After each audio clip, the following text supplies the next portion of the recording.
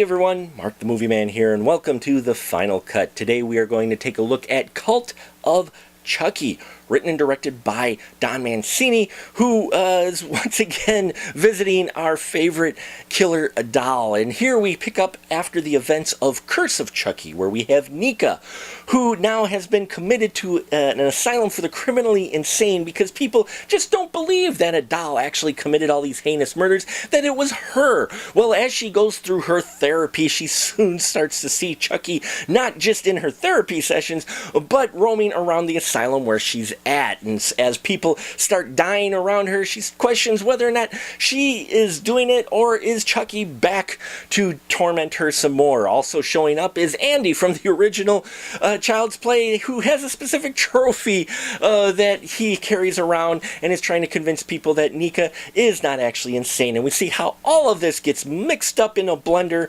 and dumped out on us in Cult of Chucky. I know many people have enjoyed this film quite a bit, and more power to you. For me, I enjoyed bits and pieces, but it was like a brainstorming session come to life for me. They had some great ideas going on in here, like with Nika kind of questioning, is Chucky alive? Is she the one doing the murders in this asylum? Kind of played with that a little bit, but not for long.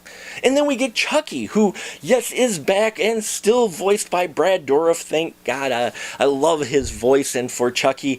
And they add a little mythos, change to his mythos as well, a little extra ability which he can do, which I thought was creative, but thought it was explained away in this toss-off comment that I didn't know if it was meant to be serious or if he was just kind of poking fun at himself. There's some dark moments in here, don't get me wrong, but there's also those light moments, and it's just up and down for me through this film. There were bits where I'm like, okay, let's explore this, and we don't anymore. Most of the deaths that do occur in here I didn't think were that creative. There was one in particular which I liked.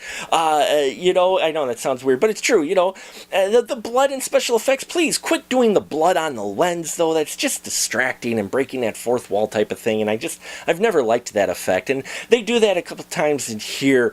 What they did with the Andy character as well, it felt like he was kind of just tossed in there. They could have cut that out and just focused on Nika, or maybe just focused on Andy. I would have liked that quite a bit, but they didn't.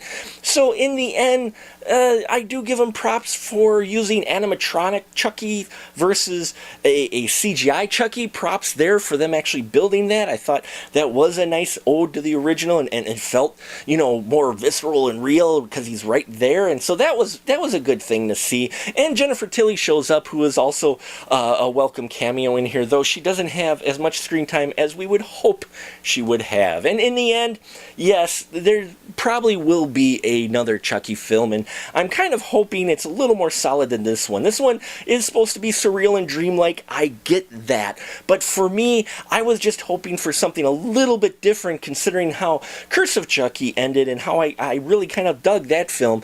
I was hoping for something a little different, and what I got felt more of a messy film that was more of just something thrown against the wall to see what sticks. So there you have it, folks. If you've seen Cult of Chucky, please leave your comments down below. I'm sure many of you out there enjoyed this film. Please subscribe if you haven't already. I thank you for your support, and until next time, remember, keep that ticket stub.